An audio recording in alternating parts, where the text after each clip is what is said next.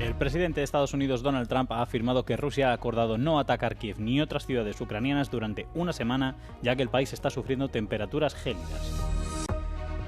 La Asamblea Nacional de Venezuela ha aprobado un paquete de leyes que reabrirá la industria petrolera del país a los inversores extranjeros después de 20 años.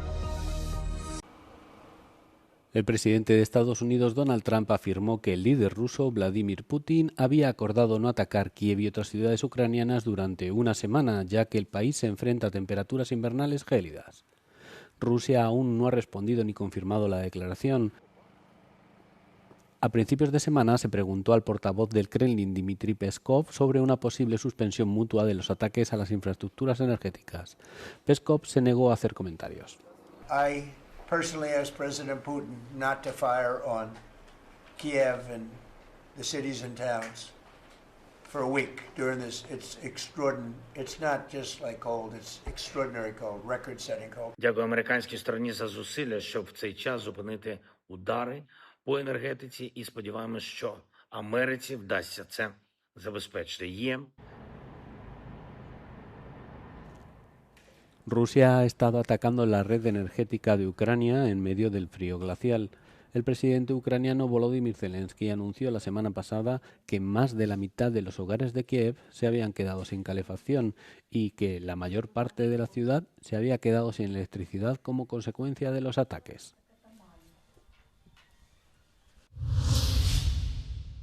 España abre la puerta a una de las mayores regularizaciones de inmigrantes de las últimas décadas.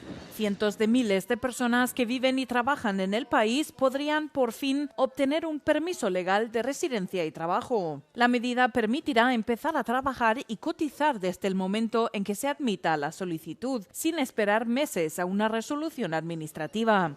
Pero no concede residencia permanente, ni derecho a voto, ni una reagrupación familiar automática, como han sugerido varios bulos en redes sociales. El permiso inicial será de 1 año, 5 en el caso de los menores, y su renovación dependerá del cumplimiento de determinados requisitos.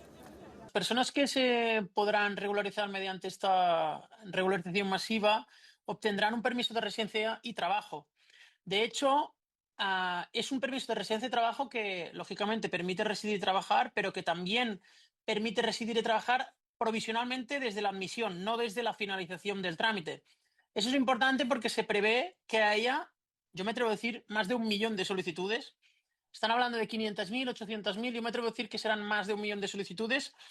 La norma no ha estado exenta de polémica. Desde la oposición, varios partidos critican que una medida de este alcance se apruebe por Real Decreto y advierten de un posible efecto llamada. Aseguran que podría incentivar nuevas llegadas irregulares. Frente a estas críticas, Pau Ventura y otros expertos defienden que la regularización responde a una necesidad económica. De la regularización masiva, quien se va a beneficiar más, indudablemente, es el Estado. Al final no tenemos que mirar la regularización masiva como ser de derechas o de izquierdas, sino en términos económicos y laborales. En España está claro, y en Europa, que falta mano de obra. De cualquier tipo y me atrevo a decir de cualquier sector. El Gobierno prevé abrir el plazo de solicitudes entre abril y junio de 2026.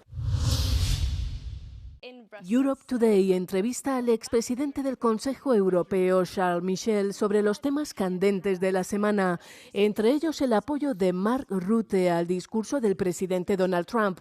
El secretario general de la OTAN secundó las afirmaciones de Trump de que Europa no puede defenderse sin Washington. Para el ex primer ministro belga, Charles Michel, Mark Rutte debe dejar de ser un agente de Estados Unidos y unir a los miembros de la OTAN, y asegura que la diplomacia aduladora de Rutte será un fracaso total. I want to be clear. Mark Rutte is disappointing, and I'm losing confidence. Why? Because I'm not expecting Mark Rutte to be an American agent. I'm expecting Mark Rutte to work for the unity within NATO. Today we can see that Article 5 is put in danger. Why? Because of this very hostile rhetoric developed within the United States, developed by the White House, point one. We face intimidations, we face threats. What is going on with Greenland is not not acceptable, and I expect Mark Rutte to be a strong voice to defend the unity. Charles Michel critica también la estrategia de Rutte, que a menudo implica respaldar a Donald Trump y poner a Europa contra las cuerdas, calificando esta actitud de peligrosa y contraproducente. It's very clear that appeasement will not work. Flattering diplomacy will lead to a failure, to a total failure. The more you use this flattering diplomacy, the more we are observing the United States are going very far in this tactic of intimidation and threats against their allies. And the EU is a very loyal partner and ally for the United States. That's why we do not deserve this behavior. Thank you so much for coming to join us on set this morning. La Asamblea Nacional de Venezuela ha aprobado un paquete de leyes que reabre la industria petrolera del país a los inversores extranjeros después de 20 años. Las nuevas leyes otorgan a las empresas privadas el control total sobre la producción y la venta de petróleo y permiten la resolución independiente de disputas entre el Estado y las empresas privadas.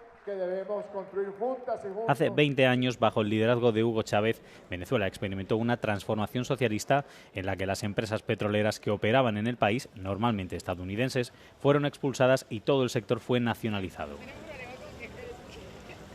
En enero, Estados Unidos capturó al sucesor de Chávez, Nicolás Maduro, en una operación militar y los nuevos dirigentes prometieron permitir el regreso de los inversores extranjeros. La presidenta interina del país, Delcy Rodríguez, firmó la ley ante los empleados de la empresa petrolera estatal. En respuesta, el Departamento del Tesoro de Estados Unidos comenzó a levantar las sanciones anteriores que habían paralizado la industria petrolera de Venezuela.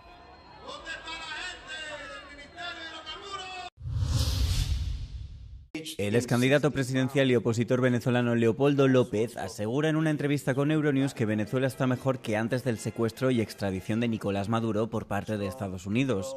López, que fue encarcelado hace una década por el régimen chavista y que reside exiliado en Madrid junto a su mujer, Lilian Tintori, asegura sin embargo que el país no se encuentra donde quiere estar y que aunque hay una transición que ha comenzado en el plano económico, se debe presionar hacia una democracia.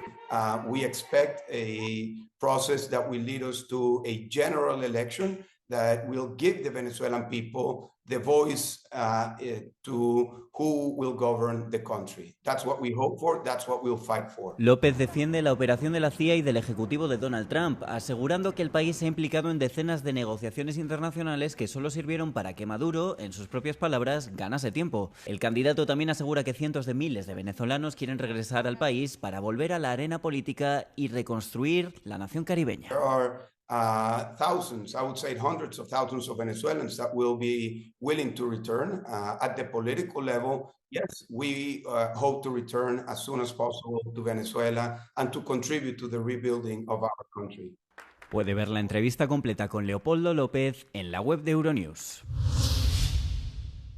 Las Naciones Unidas y los organizadores de los Juegos Olímpicos piden una tregua de 52 días para todas las guerras del mundo durante los Juegos de Invierno de Milán-Cortina.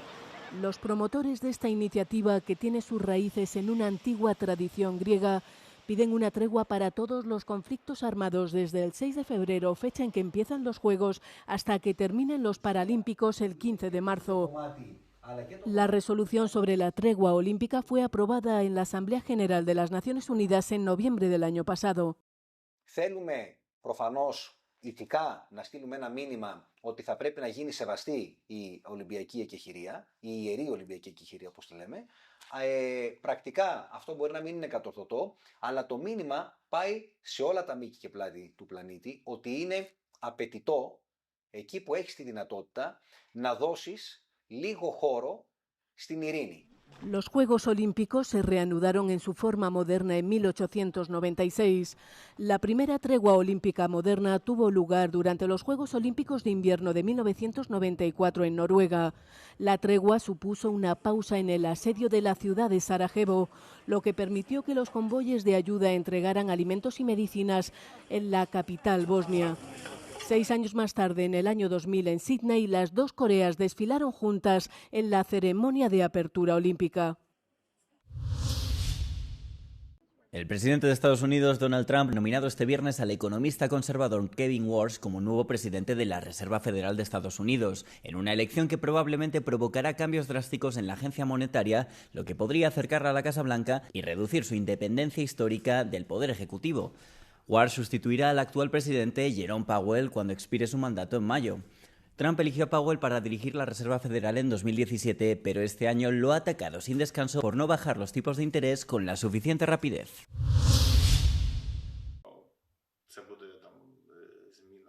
El ministro de Defensa de Ucrania, Mikhailo Fedorov, afirmó el jueves que Kiev se había puesto en contacto con SpaceX, la empresa de Elon Musk, por las acusaciones de que los drones rusos estaban utilizando Internet de los satélites Starlink durante los ataques a ciudades ucranianas. Fedorov y el Instituto para el Estudio de la Guerra, con sede en Estados Unidos, afirmaron a principios de esta semana que el ejército ruso utilizaba los satélites Starlink para guiar sus ataques con drones en el interior de Ucrania. Starlink también es ampliamente utilizado por el ejército ucraniano para sus comunicaciones. Según Fedorov, al comienzo de la guerra, Musk activó Starlink y envió lotes de terminales a Ucrania. Mientras tanto, el presidente estadounidense Donald Trump declaró el jueves que había pedido al presidente ruso Vladimir Putin que no atacara Kiev durante una semana. Trump añadió que Putin había aceptado la pausa, pero Moscú no confirmó que fuera a detener sus ataques contra el país. Rusia ha estado atacando la red energética ucraniana, dejando a muchos habitantes del país sin calefacción ni electricidad en un clima gélido. Se prevé que las temperaturas en la capital bajen hasta los 25 grados negativos en los próximos días. Mientras tanto, se espera que las conversaciones mediadas por Estados Unidos se reanuden el domingo en Abu Dhabi.